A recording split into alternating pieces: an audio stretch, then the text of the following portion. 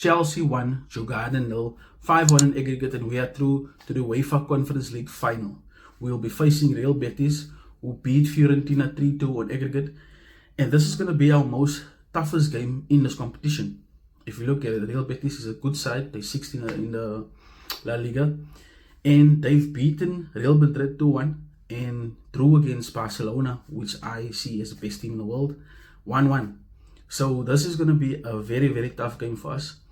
They're on some good form, they're good in attack, they're good in defense.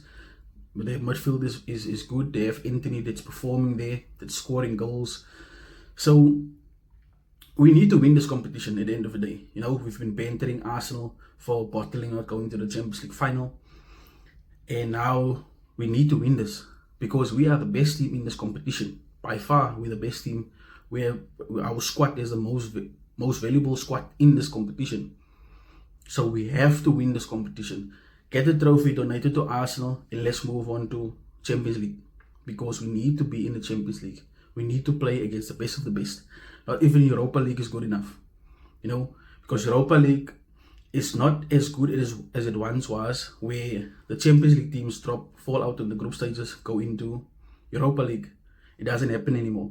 So whoever qualifies for Europa League, those are the teams that will be competing for the trophy at the end of the day. And as well, Manchester United will be facing Tottenham in the Europa League final. It's crazy how two teams that was almost relegated this season in the Premier League are playing the Europa League final. But it is what it is. At the end of the day, our focus is now on Newcastle at the weekend on Sunday. Early kickoff. We have to beat Newcastle, like I said before. If we beat Newcastle, we have one foot in the Champions League already. If we beat Newcastle and Manchester United, I think we qualify for the Champions League.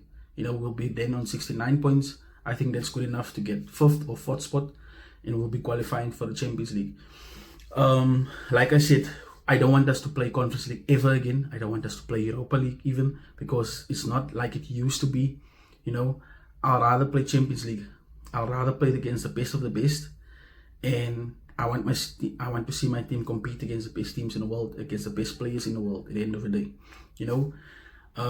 So yeah, people, the game was pretty straightforward at the end of the day. We finished the game with 6 Cobham players on the field, and the goal, Drewsbury Hall scored a nice little goal. Derek George coming into midfield, getting the ball, then passing it to Drewsbury Hall, goes past one player and hits it, into the goal, makes it 1-0. And already there we knew that the game is over. Now we're 5-1 up on aggregate. There's no way Djurgarden is coming back and beating us, or even taking this to extra time. This is not just going to happen, because they didn't really threaten us at the end of the day. Jorgensen had to make like 2 saves. That was a little bit threatening, but other than that, it was an easy game for us at the end of the day. Pretty straightforward. A lot of guys were rested, most of our first team players were rested. We had a pivot of Reece James and Marco Corella. That tells you everything you need to know about how seriously we took this game. We didn't take it any serious.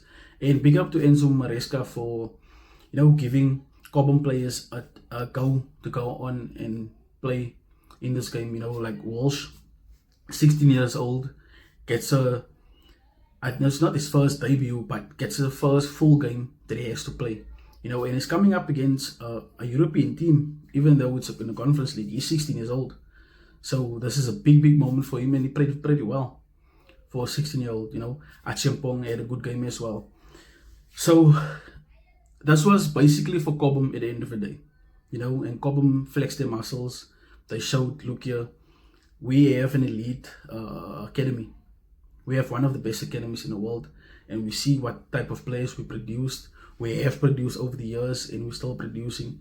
So big up to Enzo Maresca for giving the Cobham boys a run out today, because like I said, we have to focus on Newcastle, and most of our players were rested. Cucurella came off at halftime. Reece James came off at 70 minutes in.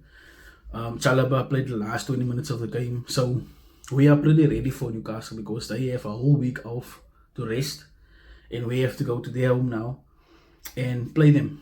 And we lost 3 times already against Newcastle at their home, so this is going to be a very, very difficult game for us. Hopefully we beat them. And if we beat Manchester United the following week, we'll be sitting on 69 points. I think that's good enough to qualify for Champions League, to finish 5th or 4th. I think this game of against Newcastle will be our most difficult game from the remaining fixtures that we have, because they are also not comfortable in top 4. I think they're only 2 points ahead of us. They need to win as well. Because if they lose, other teams around them that's battling for top 4 win, they can drop down out of the top 4 at the end of the day. So it will be a very, very difficult game. So yes, people, that's it for today. Like the video if you enjoyed this one. Leave your comments down below.